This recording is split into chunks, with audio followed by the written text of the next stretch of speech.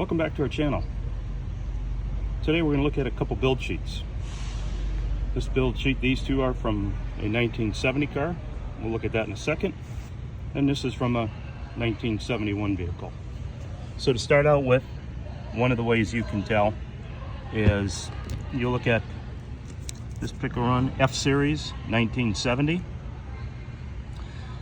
Something else that we always look at on a build sheet to identify, one area is to look at identifying it as a real build sheet or not, is we look at the revision date. Now in this particular case, this is a car built in St. Louis, 71, and it has two different build sheets. So initially, if you're used to seeing a vehicle with this production period of A20 having a color sheet, and then you see this particular one, A20, has just the blue, you could give you reason to pause and wonder, is one a real sheet and is one a fake sheet? So there's a lot that goes into this when we're looking at these sheets. So this particular one of the reasons they look different is if you look closely, this is sequence number B. So this is from station B, and that is sequence number 160598. This one, a little hard to tell, but it is sequence, this is station C, and the last digits, which you can read, are 744, and that is 598. So what this is telling you is that these have two different sequence numbers because the vehicle was probably rebroadcasted. And what that means, if there was a delay in production, a delay in parts, could have a myriad of things. Could have special vehicles go through that they force the cars to change their sequence number, and that's why you'll often see when it's called rebroadcasting, you're going to have a different sequence number. We'll come back to these two in a second, and those are both St. Louis cars, the exact same vehicle. Here is one, a G series. Again, we always look at the revision date. This one is from station B. You can see that station. This particular one looks like it would have been the upholstery. You can just tell by the spring marks. This one being station C, there's no spring marks. This one, station B, spring marks. You can see the remnants of the spring marks of where this was. So it tells you this was definitely in the upholstery area. So here's one with a sequence number, 154393. So that would have been the broadcasted number for this particular vehicle. Now, as you can see, the VIN number WS23U1A154491.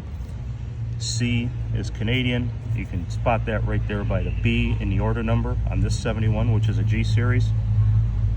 So ideally, when this vehicle is entered into the system, it's given an SPD date, scheduled production date. Obviously, it has an order number, and it's going to be given a sequential VIN number. Often, the VIN number ideally should match up with the sequence number. That way you keep it consistent through the plant, and there's no confusion on when parts have to be married to the vehicle, especially during the body drop, wheel and tire sequencer, the doors on, doors off, the trim, chassis, and final line. You have to bring these vehicles together. But in this case, you can see that this vehicle was sequenced earlier than the scheduled build date, or the sequential number, which is really the build date. And this is a lynch road vehicle, so for some reason this vehicle was brought forward. It could be maybe they had a number of vehicles that were the same paint scheme, the same trim level. Could have been a number of reasons that this was brought through. Could have been a number of Canadian orders going through because this was a Canadian order. So just something to pay attention to. Other features that we look for is, depending on the form you're using, you should have a register mark Typically you're going to find it in red on a 71 like this. You're going to have remarks at the bottom. These are all features and details that are important to study to determine if your broadcast sheet is correct. This particular one, very, very consistent, has the codes for oil unit. No doubt about this is a good clean sheet. And this was probably, you know, station C here would have been, you know, maybe an IP build, the instrument panel build. Could have been wheel tire sequencer. It could have been, you know, this could have been something on the trim chassis final line. It's just a very, very clean sheet. Then this one obviously was found under the seat because you can see the spring marks. So if you have any questions on build sheets, please reach out to us. We literally have thousands of build sheets. We have thousands of archives on sheets that we can always help you with. You can always send us your sheet. If you have any questions, we'll gladly respond back to you. I hope this was informative to some degree. And as always, we appreciate you subscribing to the channel. It keeps us funded so we can continue to provide you with content that is usable content. Thank you very much.